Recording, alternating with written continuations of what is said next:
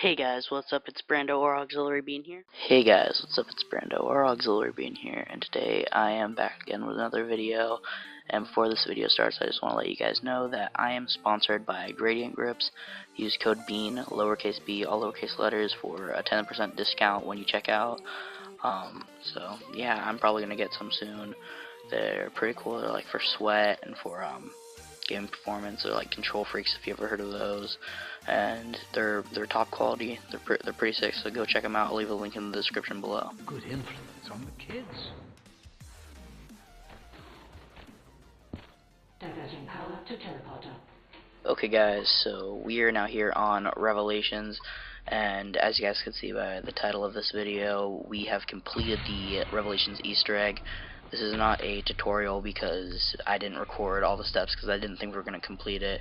We were just going for it for fun, and we actually did it pretty early. We did it around round 20, I believe, or 21. We could have done it earlier, but we needed to prepare more. Like, we finished all the steps, but we just need to prepare more. So this step you guys are seeing right now is we're about to go to the teleporter in Kino and get the Chronorium. And if we had the spark, we would be able to put it in and then get all pack-punched weapons, as well as Takeo's katana, other stuff like that. Props to guys I'm playing with. Their gamer tags will appear on screen now.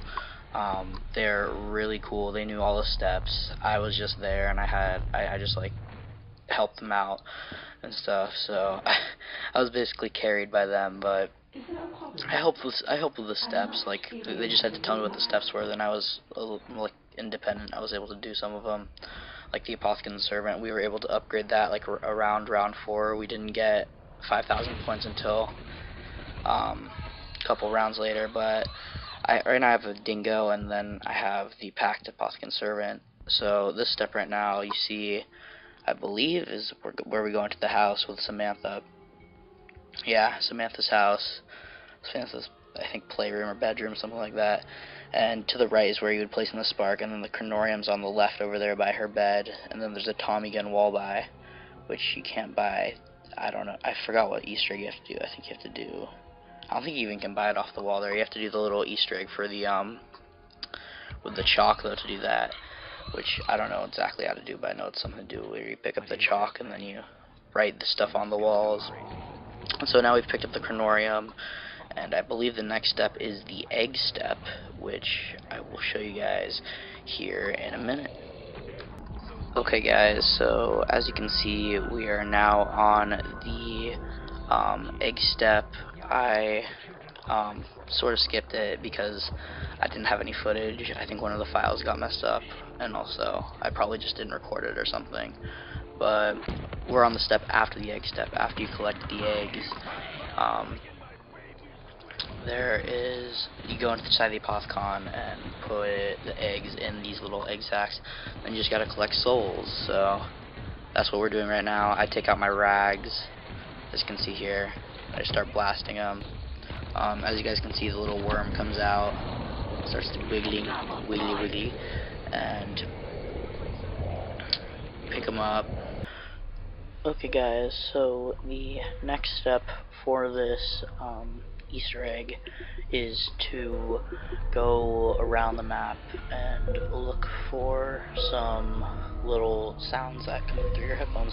These like sonar sound, which you guys should hear about right now. And I really like this sound personally. I thought it was going to be more beepy-ish in my head, but I like this sound better. It's just a cool sound. I don't know why I'm making such an emphasis on this, but I don't know. I like that sound. So after a while, I found this little spot. This is where the worm did his stuff, and we completed the step. Okay guys, so now I just wanted to let you guys know how I got all my perks at the very end for the boss battle. This is what I'm doing right now. I'm just training the zombie while they're doing the wall run to get the extra perk, because they both use perkaholics.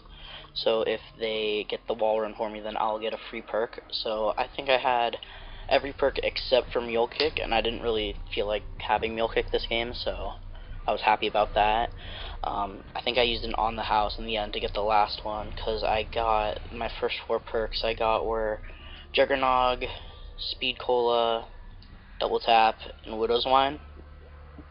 And so I did the wall run. I got, I think, quick revive, and then somebody got stamina up, and then somebody else got me dead shot. So that was a good way to basically get a perkaholic, but without like any perks that I didn't want, such as meal kick and other stuff like that. So I suggest you guys do that, and the key to that is to get your 4 perks and then go get the things, because it acts as like an on the house where it gives you an extra perk regardless if you have an extra perk slot or not. So like, I mean, I think that's a good strategy if you want to get a lot of perks in Revelations, and it was really cool of those guys to do that for me. So yeah, in this step we go to the boss room, and we have to survive in there for a while we do this thing where there's codes and we gotta match them up. So you'll see it. We gotta, one of the people in the party calls out like a number 1, 2, 3, and 4, which corresponds with those little symbols in the bottom right. Or that's how we did it. We did 1, 2, 3, and 4. So it was like, I think 3, 2, 1, 4, or something like that. It was something, or maybe 2, 3. I can't remember, but it was something along the lines of that. And so once he got that, we just had to protect him for a while he did that. Then we would go and get the code right around now. Yeah, over here you guys can see it. And I just had the apothecary servant out because I didn't want us to die in the boss room.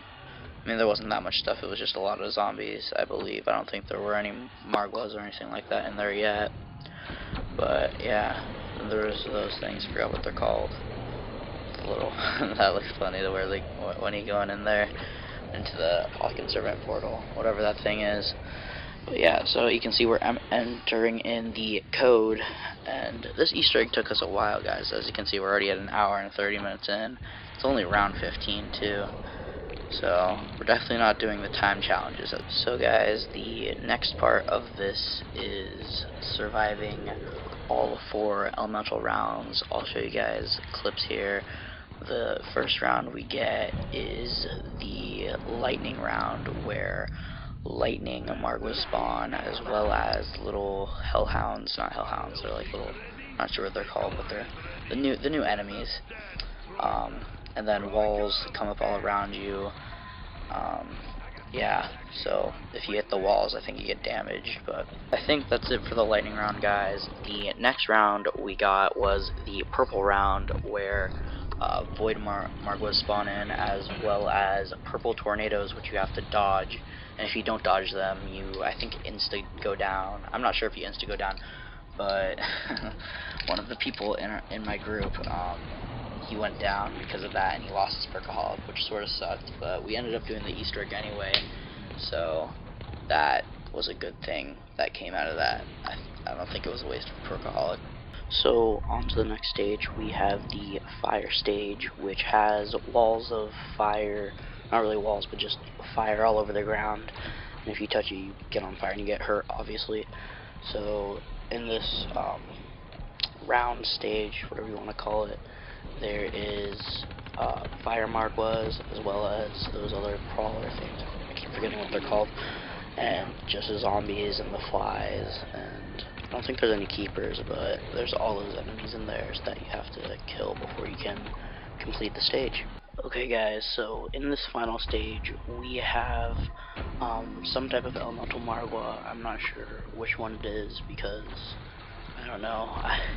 I don't know all of them. I know there's fire, void, lightning, and then I'm not sure what this one's called. But basically in this stage there's anti-gravity, and then there's little spots on the ground that are safe, and then everything red will hurt you if you stand on it for too long.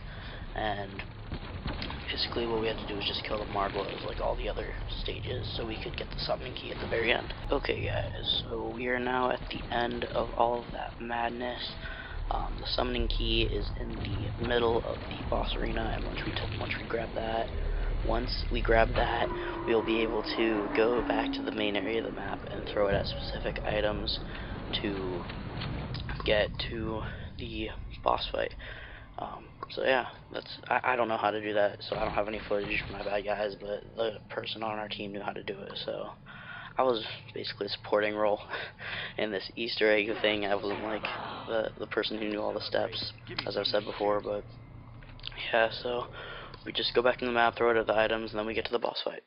Okay guys, so we are about to go into the teleporter to get to the boss fight. This is the most exciting part of the Easter egg.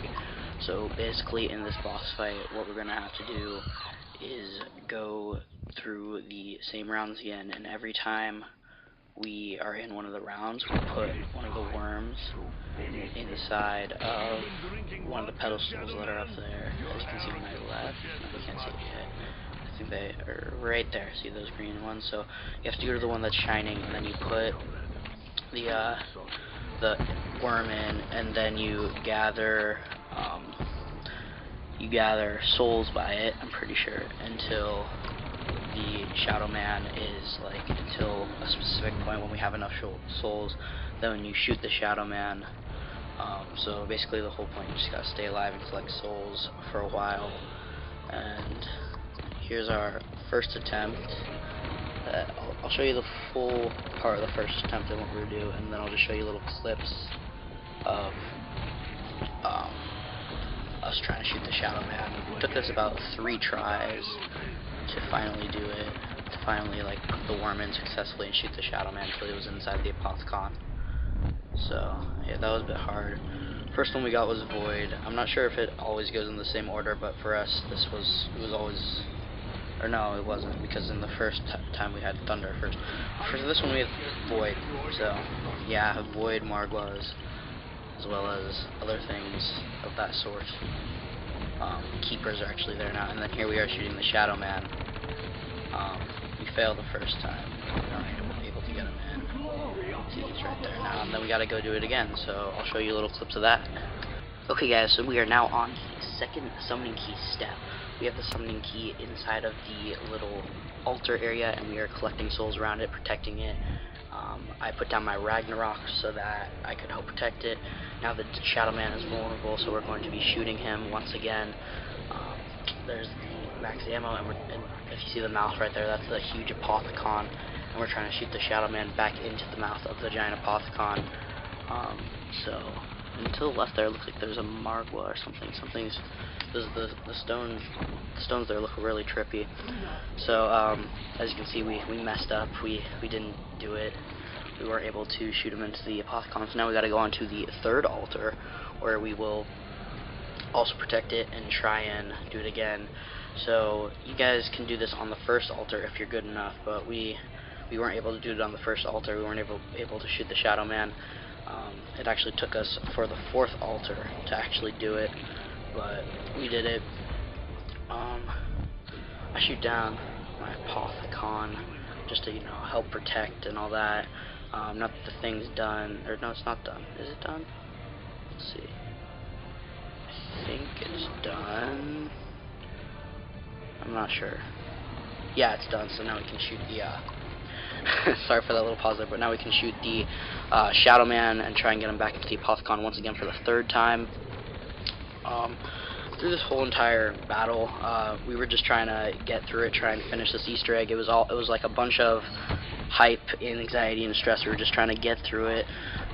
Recently on Patty's channel, last night, we played the Guard Crovy and tried to do the Easter egg for that, but we weren't able to finish it. We got to the boss fight and we messed up. It's on Patrick's channel. We had a group of 4 people, and we all went and did the Guard Crovy Easter egg. We got pretty far, but we messed up. But it's okay. We'll try it again next time. Now we're on the next stage, the 4th stage, and my friend over here goes down, and we have to.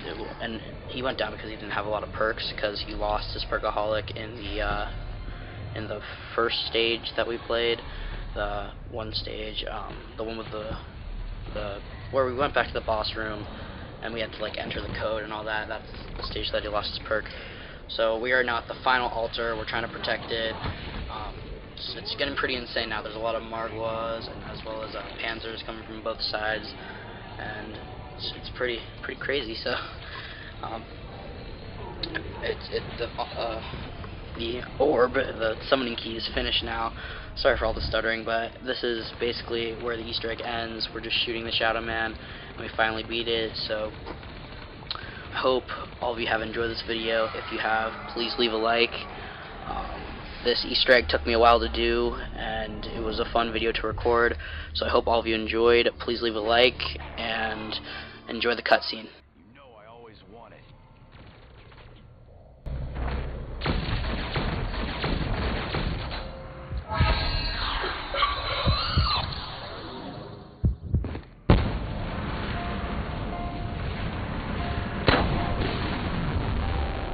Sophia, Marcus. you know what we must do, my dear. Yes, my love. We will do it together. As one we are, now and forever.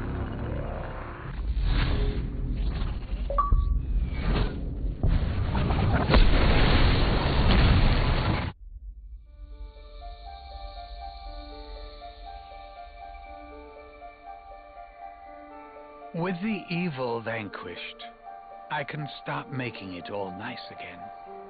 No undead, no apothecons, no shadow man. All of it gone. Forever. But here's the funny thing. You snowflakes shouldn't even still be here. You should be fading out of existence by now. Those blood vials. I was wondering when you'd bring this up. They're from realities we've already closed off. They shouldn't be here. They can't be here. Such a paradox means you're putting my perfect world at risk. You guys and your bloody free will. What to do? What to do? Well, you certainly can't stay here. You could send us somewhere else. Somewhere we've never been. I suppose I could make a little corner somewhere in history. A place where I can dump some of the other shit that I've left over. Or I just wipe you from existence.